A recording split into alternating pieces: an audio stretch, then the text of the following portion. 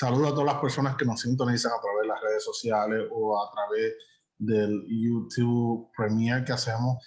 Estamos en el tercer viernes, como es habitual, trayendo una persona, un emprendedor o alguien que tiene una idea de negocio o que ha desarrollado una idea que puede ser interesante para nosotros aplicarlos en nuestro negocio. Me encuentro transmitiendo desde el Hazleton Launchbox, aquí el Centro de Hacer Negocio de la Universidad del Estado de Pensilvania, en el Downtown Hazleton. Nos encontramos en el 1315 West Broad Street. Así que saben, si tienen algún negocio, alguna idea, pueden pasar por aquí. El día de hoy tenemos un gran placer o el placer de tener a Adis Osuna. Ella es la gerente general de Dominican Access, que sabremos pronto que es presidenta de la Sociedad de Arquitectos de la República Dominicana, secretaria general de la Red Dominicana de Turismo Accesible, arquitecta, experta en accesibilidad universal y de diseño para todo, con un máster en diseño arquitectónico. Tiene una amplia y reconocida trayectoria y experiencia en planes de accesibilidad urbanístico, con más de 10 años de experiencia. En el día de hoy, Adi nos estará hablando sobre su emprendimiento y me gustaría comenzar con una pregunta súper sencilla para Adi. Adi, ¿quién eres tú en tus propias palabras? Hola Fermín, gracias por la invitación y un placer para mí poder compartir este momento con ustedes. Bueno, Adis Osuna es una arquitecta dominicana que siempre ha sentido la inquietud de poder buscar soluciones, de aportar, de ir mejorando de una forma u otra, impactando el entorno, ¿verdad?, en el que siempre me he desenvuelto, ya sea en el ámbito personal como en el ámbito profesional. Mi interés siempre es tratar de mejorar los procesos y la forma como se van dando las cosas. Desde hace 6 años descubrí una pasión y una forma de poder canalizar esa inquietud que había sentido durante toda mi vida, y fue a través de un emprendimiento social, que es el que me encuentro desarrollando ahora, el que ocupa mis días, ¿verdad? Y mis noches desde el suelo. Entonces, la idea es poder, como te dije, contribuir y dejar un pequeño legado en el paso por esta efímera vida. Soy madre, emprendedora y nada, esa soy yo. Una pregunta, ahora que me hablas de pasión, habilidades, arquitectura, yo tenía otra pregunta, pero me pasa por la cabeza. ¿Cómo tú encontraste esa pasión, ese qué hacer?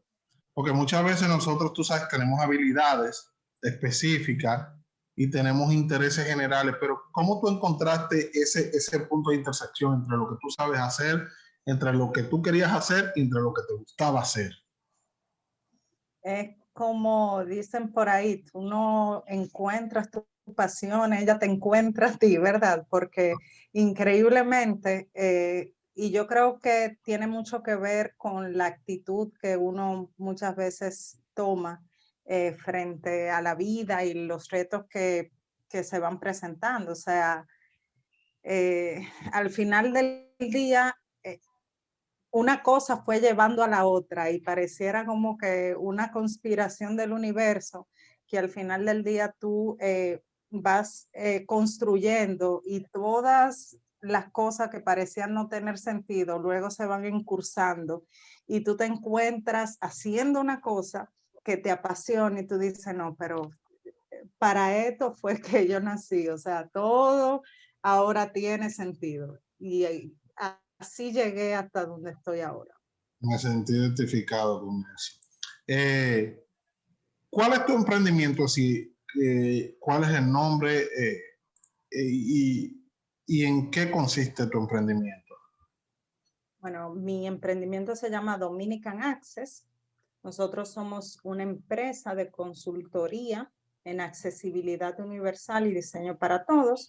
O sea, nosotros lo que hacemos es acompañar a empresas e instituciones para que puedan hacer que sus espacios, productos y servicios sean accesibles para todas las personas, tomando especial atención a aquellas que tienen alguna discapacidad. Entonces, nosotros lo que hacemos es, si una institución tiene el interés de ser inclusivo, hacemos una especie de diagnóstico, de revisión, y le decimos al final cuáles son esas mejoras que debe implementar para que pueda dar servicios y atenciones a personas con discapacidad. Una cuestión que me llama la atención y me pregunto ahora, generalmente la accesibilidad, cuando la pensamos, y más las personas que venimos del sector construcción y el diseño, pensamos en espacio. ¿Cómo tú llegas al concepto o la idea de que no solamente es espacio, sino son los productos y servicios?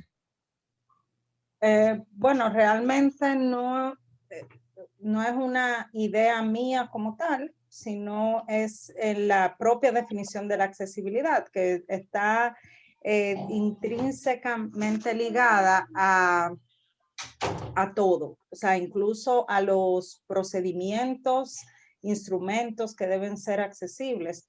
Este término surge porque normalmente, y la forma como se diseñan muchas de las cosas que conocemos, se hacían pensando en una persona estándar, en un canon donde quien no se parece a ese canon quedaba totalmente fuera. Entonces era necesario buscar otras alternativas para suplir la necesidad de esa persona que no se parecía a la mayoría. La accesibilidad lo que te dice es que en vez de hacer eso y tener que diseñar dos productos, mejor pensemos en uno o en un espacio o en un servicio que pueda abastecer y satisfacer las necesidades de todos, sin tener que tener productos ni cosas diferenciadas. Entiendo. Porque generalmente cuando nosotros hablamos de accesibilidad, todavía las personas piensan en rampas, piensan en pasamanos, en los diámetros de los tubos de los pasamanos, en las placas amarillas que hay en las intersecciones. Y generalmente pues no pensamos en los servicios y en los procesos. Y me parece muy, muy interesante. Adis, ¿por qué accesibilidad? ¿Por qué no otro tema? ¿Por qué no otro concepto o otra dirección? ¿Por qué accesibilidad específicamente? Cuando, ahora esto, una pregunta adicional, no necesariamente en el mercado que tú estás, eso es algo que necesariamente la gente lo ve como una necesidad, o no sé si lo ve como una necesidad, no lo sienten tan, no encuentro la palabra, no sé si es necesario. ¿Por qué accesibilidad? Bueno, trato de resumir el cuento, que es un poco extenso y también tiene mucho que ver. No te preocupes, hay tiempo y yo tengo café. Tiene que ver con la forma como llegué hasta aquí, ¿verdad? Yo empecé haciendo una maestría sobre diseño arquitectónico y de forma general siempre he sentido como un especial interés sobre los colores, arquitecta al fin, ¿verdad? Entonces, en la primera clase de la maestría nos pusieron a hacer un ejercicio y me llamó mucho la atención cómo una persona ciega podía percibir el color. Si todo lo que nosotros diseñamos como arquitectos y diseñadores tiene que ver con eso. O sea, tiene que ver con que funcione, pero también tiene que ver con transmitir una experiencia. Y allí me di cuenta que sin quererlo, nosotros somos excluyentes en el diseño, porque no tomamos ninguna premisa que no sea visual para transmitir una experiencia. Y por ahí empecé a hacer una investigación que luego me di cuenta que ese era el menor de los problemas. Que el tema no es que no transmitimos ninguna experiencia, era que no estábamos tomando en cuenta para nada ninguno de los aspectos que tienen que ver ni para personas ciegas ni para personas con ninguna discapacidad. Entonces, en ese proceso de investigación, de entender, me di cuenta cómo los arquitectos jugamos un rol determinante en la inclusión social de personas con discapacidad, porque nosotros somos los que diseñamos los espacios donde pueden darse los procesos, los servicios y un sinnúmero de cosas más. Entonces, al final, entendí que parte de lo que tiene que ver con inclusión, los arquitectos son los gestores para que eso pueda ser una realidad y materializarse. Entonces, por eso yo decidí empezar a trabajar con accesibilidad, porque me di cuenta que en República Dominicana existía una deficiencia inmensa en el tema, era totalmente desconocido, estábamos bastante rezagados respecto a los países de la región, y dije, ¿por qué no? ¿Por qué no ser esa persona que deja ese granito de arena? Y bueno, estamos en eso. Y una pregunta es, en la sociedad actual que vivimos, aunque tu tema es un tema social, tiene que estar sustentado económicamente, o tiene que haber como una contraparte que justifique económicamente lo que se hace. Ahora mi pregunta es, ¿por qué cambiar o diseñar para una minoría, muy minoría de la sociedad, cuando la mayoría de las personas no tienen este problema? Me explico, no sé qué por ciento de las personas tienen discapacidad o algún tipo de discapacidad. Entonces, ¿por qué cambiar el paradigma de diseño, traer cosas nuevas cuando es un grupo tan minoritario? En términos de dinero, te pudiese decir una gente, bueno, pero es que yo voy a tener que invertir y cambiar para un número muy pequeño de la sociedad, porque no sigo trabajando mejor con el gran conglomerado. ¿Por qué? Bueno, mira, primero, lo primero que tenemos que entender es que el colectivo de personas con discapacidad no es tan pequeñito, es la mayor minoría porque representan el 15% de la población mundial. Entonces, es un número importante. También tenemos que considerar que hay personas que tienen alguna discapacidad de manera temporal, o sea que a ese colectivo va aumentando. Y otro de los puntos que también es bueno entender es que la accesibilidad no es exclusiva para personas con discapacidad, sino que beneficia a otros colectivos como adultos mayores. Si tú estás en otro país y no hablas el idioma, si existe la accesibilidad, incluso en ese contexto puede ser beneficioso para ese turista. Entonces, empezando por ahí, ¿verdad? No son tan pocos. Segundo, si hablamos de un tema de derechos, que claramente, o sea, cada vez los consumidores son más exigentes respecto a las empresas y a las marcas que son responsables socialmente y que contribuyen más allá de esa ganancia económica. O sea, para cualquier marca que pueda identificar esto como un elemento diferenciador y como una ventaja competitiva que va muy relacionada con la calidad, porque cada vez más el consumidor entiende que para un servicio ser de calidad no puede ser excluyente, tiene que ser para todas las personas. Entonces, otro aspecto que todavía en el país no se da es un tema legal, por ley, que ustedes sí lo tienen, nosotros todavía estamos en ese proceso. Y por último, ¿verdad? Que igual me parece muy interesante y algo con mucho peso comercial, es el hecho de que cuando tú te ganas un cliente que tiene alguna discapacidad, tú también te estás ganando el grupo de amigos con esas condiciones similares y toda la familia de esa persona con discapacidad. Porque lo que pasa normalmente cuando un grupo donde uno de ellos tiene alguna discapacidad va a elegir hacer alguna actividad o visitar algún lugar, lo determinante va a ser siempre qué lugar es más accesible, qué lugar es más cómodo para esta persona y todo el grupo se mueve a ese sitio. Entonces, yo creo que no es solamente una cuestión social, sino es un elemento competitivo que puede trabajarse y que las marcas pueden aprovechar.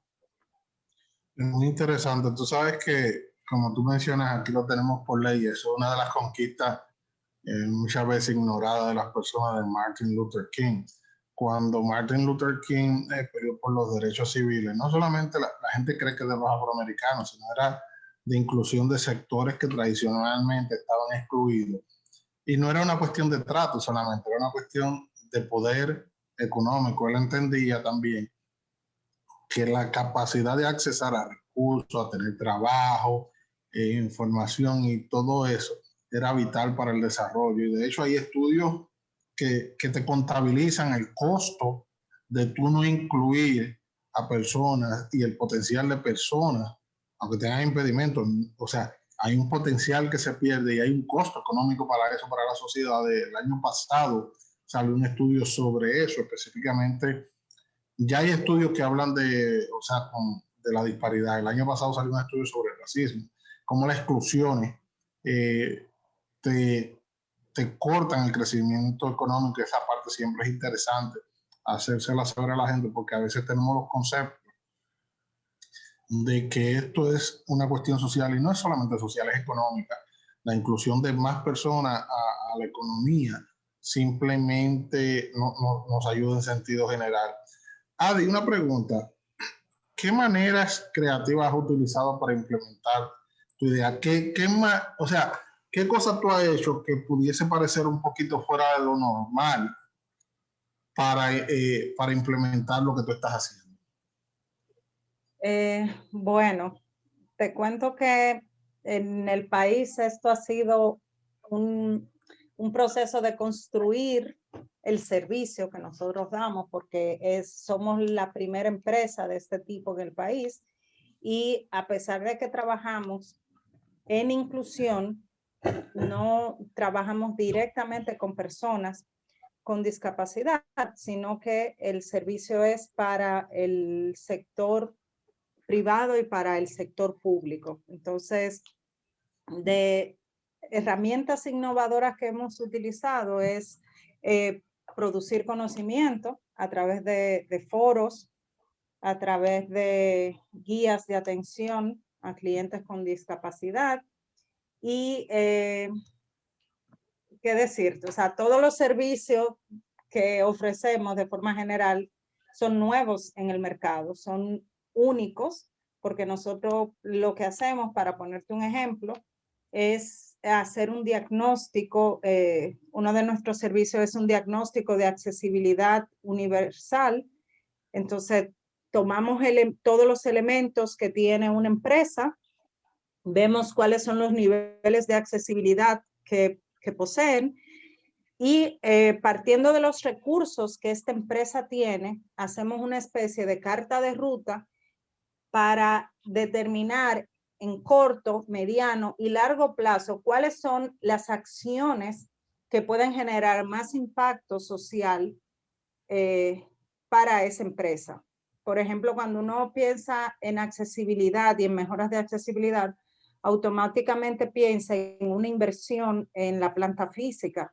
Sin embargo, hay otras posibilidades que nosotros exploramos, no, o sea, no para que dejen de hacer la parte de intervención, sino para que podamos empezar desde otro punto de vista. Por ejemplo, si una empresa produce videos y en sus redes sociales, en la comunicación, en una parte importante, probablemente una de las primeras acciones que debe implementar deba ser que sus videos sean inclusivos, que tengan los subtítulos o que vengan con intérprete de lengua de señas. Entonces vemos todas esas posibilidades para que una empresa pueda aprovechar al máximo sus recursos.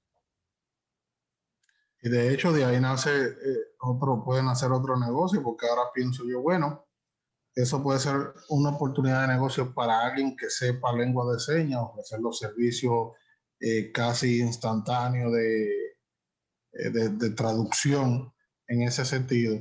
¿Cómo las personas asumen tu proyecto, Adi? ¿Qué piensas cuando una persona te preguntan qué tú haces y tú le dices trabajo con accesibilidad? ¿Qué piensa la gente? ¿Cómo lo asumen? ¿Qué entiende la gente en sentido general?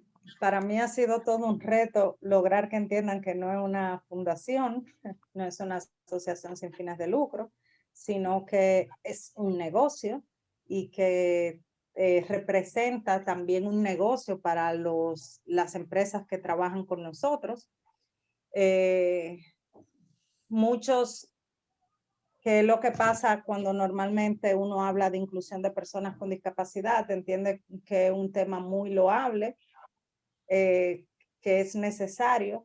Sin embargo, pocas veces nos damos cuenta de cuál es el rol que cada uno de nosotros desempeña en la toma de decisiones para que nuestros entornos sean más inclusivos. Entonces, lo que tratamos siempre es que quede el mensaje bastante claro de que esto no es simplemente un tema de ponerse la mano en el corazón, ¿verdad? Y de que es algo necesario para las personas con discapacidad que han luchado tanto, ¿verdad? Sino que también es un tema de que puede convertirse en un recurso de innovación para una empresa y la importancia de que cualquier acción que se decida hacer debe quedar bien hecha, bien ejecutada. Entonces, una pregunta con eso. Cuando tú comienzas un proyecto como ese, que prácticamente la gente lo asume como una fundación o no ve la parte comercial de eso, ¿cómo puede ese negocio sobrevivir? O sea, porque la gente no lo está asumiendo necesariamente como un negocio. ¿Cómo tú sobrevives entonces?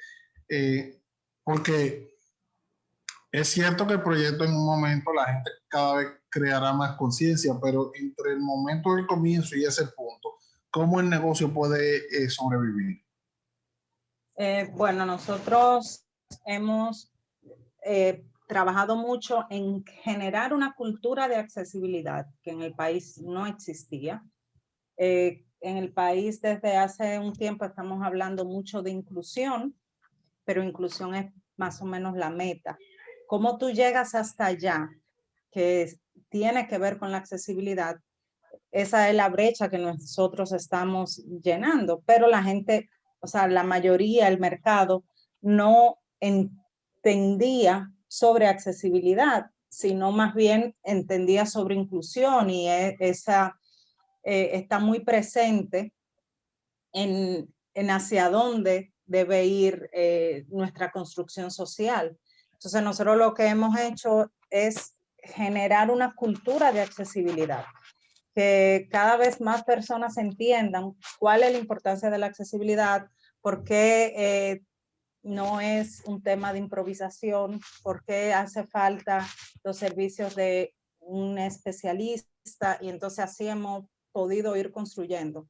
También nuestros clientes son nuestra mejor referencia, porque una vez que llega un cliente con una idea de que quiere trabajar en inclusión, pero no sabe por dónde empezar, y luego que contrata nuestros servicios y el resultado es no un proyecto de inclusión, sino que empieza a cambiar completamente la cultura empresarial de esta empresa y que todas las decisiones están pensadas de manera diferente. Entonces, poco a poco eso nos ayuda a construir y ampliar esa cartera de clientes. Tú sabes que ahora me pasa por la cabeza cuando dijiste la inclusión es la meta y hay unos pasos para llegar hasta allá. ¿Cómo? O sea, alguien que tiene un producto, que la sociedad necesita el producto final, pero no entiende cómo llegar hasta ese punto. Entonces tú entiendes que la vía es la educación o la diseminación de información en ese entorno. ¿Cómo tú hiciste en sentido personal para que eso sucediera? O sea, porque tú me dices, bueno, la meta final es la inclusión, pero cómo yo llego hasta allá es el proceso. Tú me puedes escribir ese medio, o sea, porque eso es casi crear cultura y la cultura no se crea, pienso, tan rápido. Bueno, yo creo que también tiene que ver un poco en lo necia que yo soy con algunas cosas, pero mi recomendación a los emprendedores que tal vez se encuentran en una situación similar, porque cuando yo empecé y mucha gente no entendía, llovían todas los consejos de buscar hacer otra cosa, de darle otro giro, porque mucha gente no entendía cuál era mi visión ni lo que yo quería hacer, ni cuál era la brecha que yo quería llenar, porque en ese momento no era un tema que se estaba hablando. Mi consejo es buscar oportunidades. Las oportunidades están allí. O sea, si tú tienes muy claro qué es lo que tú quieres, qué es lo que tú debes hacer, la parte de flexibilizar tiene que ser en buscar las maneras de hacer esto posible, porque hay que tal vez pivotar, buscar unirse a otras iniciativas para alcanzar ese objetivo, porque si yo me hubiese quedado tal como yo inicié, estática, esperando que me contrataran para hacer servicios de accesibilidad, tal vez Dominican Access hubiese muerto hace mucho tiempo. Sin embargo, como te dije, nosotros lo que entendimos es que hacía falta que más gente lo entendiera. En ese proceso hemos realizado 4 congresos de turismo accesible, 3 foros de accesibilidad de innovación, un diplomado, cientos de charlas en universidades, y cada vez la gente tiene mayor nivel de conciencia. También lanzamos una guía de atención a clientes. Yo creo que tiene mucho que ver con pensar en qué elemento de valor agregado uno como emprendedor puede dar como adelanto del servicio que quiere ofrecer. Que también... Has tocado una parte fundamental. Muchas personas quieren comenzar negocios de cualquier índole y hay unos puntos que son básicamente lo mismo. Por ejemplo, eso de pivotear o cambiar de dirección, buscar cómo implementar eh, lo que tú quieres hacer es súper importante. Y eso que tú acabas de decir último, para mí, en mi experiencia, lo es todo. Crear un negocio es dar, es todo el tiempo dar. Y hay una parte que tú das algo de un mal ejemplo. Un compañero mío tiene eso como un mal ejemplo, no lo voy a tratar. O sea, tú das algo en adelanto para que la gente vea el valor agregado que puede crear tu producto y servicio. Y eso me trae una anécdota. Había una persona aquí me parece en Filadelfia, lo leí, voy a investigarlo de nuevo para la próxima vez, citarlo con nombre y en qué año pasó, que su negocio principal era vender zapatos, pero con la venta de zapatos él regalaba como una muestra, me parece, de vino, de chocolate, algo que hacía, y terminó convirtiéndose el vino en el negocio y no los zapatos. No es el caso, pero a veces tú tienes que dar y mostrarle a la gente el valor agregado, lo que va a traer tu innovación, tu negocio a la vida de ellos, a las empresas de ellos, a los entornos, a las sociedades, para que te abran las puertas a que otras cosas pasen. Yo creo que eso es súper poderoso.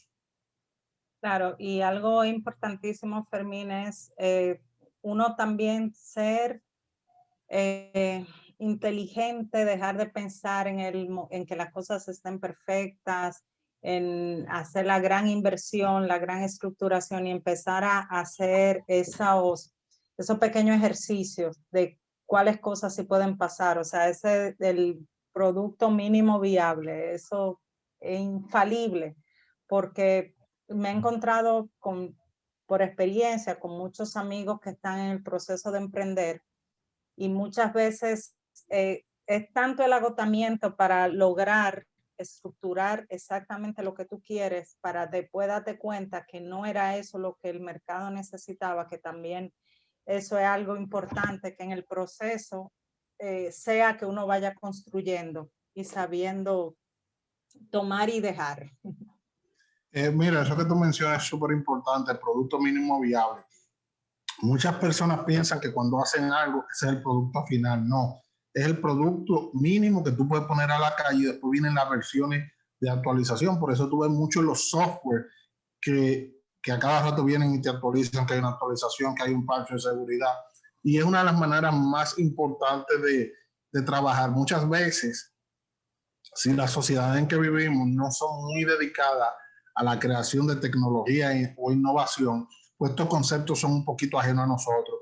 Muchas sociedades que están constantemente inventando, haciendo prototipos, pues ellos utilizan mucho eso. Yo creo que es importante que la gente conozca sobre el producto mínimo viable, que es el producto mínimo que usted puede poner a la calle. Yo creo que eso es súper importante, como tú dices, eso no falla. Es una manera súper interesante de trabajar. Y me recuerda una frase de Mark Twain, que Mark Twain decía que era mejor una mejora constante que una perfección tardía. Entonces, siempre a veces uno se pasa acumulando, no, todavía no es el momento. Tengo que darle más tiempo, tengo que hacer una maestría, tengo que hacer esto, tengo que hacer lo otro. Siempre andamos buscando el que falta. Sin embargo, lo ideal es lanzarse e ir iterando, arreglando procesos, documentándose. Y como dicen en los campos, la carga se arregla en el camino. Así es. Mira, Adi, una pregunta. ¿Cómo tú, o sea, ya nos dijiste, ya la respondiste, ¿cómo le creas tu conciencia a las personas de que esto es un tema, no es un tema solo social, sino económico? ¿Cómo tú le haces ver ese espectro que las personas, como tú dices, ay, se ponen la mano en el corazón y se ponen tristes? No. ¿Cómo tú le haces entender a ellos que esto tiene un peso económico en la sociedad? Es, como te decía, o sea, en el sector turístico es donde es más tangible esta realidad, porque tú tienes un gran colectivo de personas con discapacidad que están viajando y haciendo turismo a otros países, y uno de los elementos que deben garantizarse previo a ese viaje es la accesibilidad. Y en otros sectores tú lo puedes ver porque aquí hay empresas que están diferenciándose del resto porque han decidido hacer esto que tiene que ver con la inclusión como su norte. Y ya por ese simple hecho, o sea, se convierte en esa ventaja competitiva. O sea, con el tema de la accesibilidad hay dos formas de hacerlo.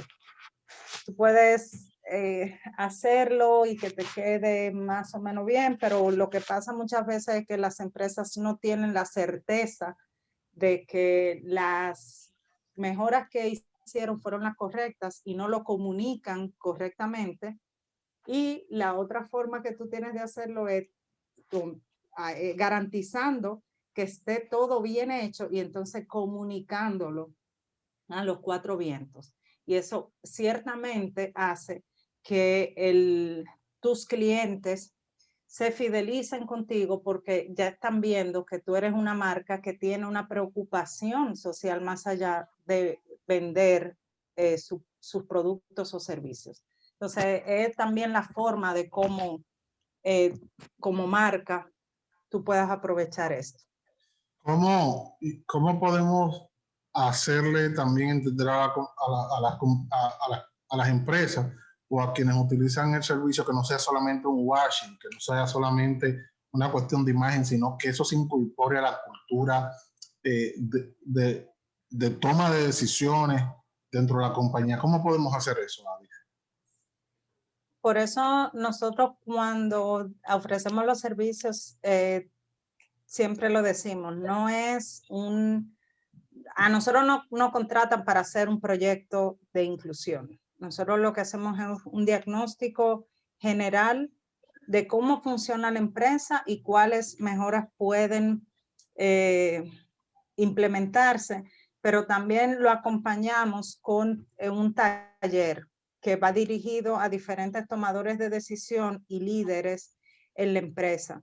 Porque como yo digo, o sea, tú no haces nada con que el departamento de ingeniería y arquitectura sepa cuáles son las modificaciones que tiene que hacer y luego en contabilidad no la aprueben. Entonces tiene que ser que todos los tomadores de decisión estén con esa misma visión, y por eso lo que hacemos es garantizar que todos los diferentes departamentos de la empresa formen parte del proyecto. Súper interesante.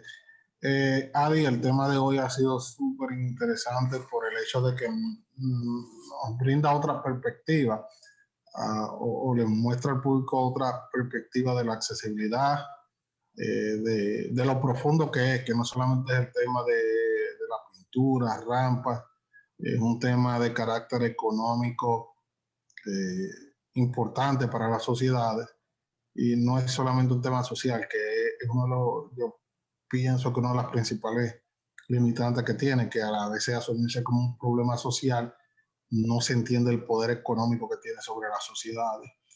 Algunas palabras finales para las personas que nos están mirando o nos van a mirar cuando pongamos la grabación en curso. No, agradecerte, Fermín, de verdad, un placer coincidir y saber lo que estás haciendo en alguna parte del mundo, ¿verdad? Orgullosa de ti, y decirles que, mira, yo aprendí muy temprano que, y lo mencionaba ahorita, de que todo el universo va conspirando y te lleva a algún lugar, sobre todo a nosotros que vivimos aquí en esta isla, es construir relaciones a largo plazo. Y muchas veces uno, por el calor del momento, toma decisiones erradas. Y para eso, yo siempre digo que lo importante es verse en algunos años y tener la certeza de que esas decisiones van a ser, o sea, las correctas. En general, vale más construir ese futuro que tomar una decisión en un momento que pueda ser errada, porque al final todos nos encontramos en algún momento, ¿verdad? Y al final del día vale más el emprendedor que el emprendimiento. Potente esas palabras. Adi, te agradezco la oportunidad y el tiempo. Sé que estás súper ocupada. Me tomó casi 6 meses, más de 6 meses, poder capturar. Te agradezco profundamente el tiempo, y sé que esta no será la última charla que vamos a tener, porque quisiese hablar un poquito más después con calma sobre el proyecto de la guía específico y cómo otros negocios pueden utilizar la construcción de guías para fomentar sus emprendimientos, como otro emprendimiento puede utilizar ese modelo de la creación de una guía para llevar cultura y entendimiento sobre un tema que puede ser un poquito ajeno a alguna sociedad. Te agradezco la oportunidad de estar aquí con nosotros y le agradezco a todas las personas que nos están sintonizando. Ustedes saben que tenemos un sinnúmero de cursos en el Launchblocks de cómo pivotear, un laboratorio de diseño de ideas, un laboratorio de pruebas de esas ideas y un Fast Track Accelerator, que es donde duramos 10 semanas haciendo un proceso acelerado de revisión o diseño de un negocio. Muchos de estos eventos tienen concursos y premios. Le exhorto a todas las personas que puedan que vayan a nuestras redes sociales, Hazelton Launchblocks, y los contactos de Adi van a estar al final por si alguien tiene alguna pregunta de accesibilidad. Adi, y a todo el mundo, gracias.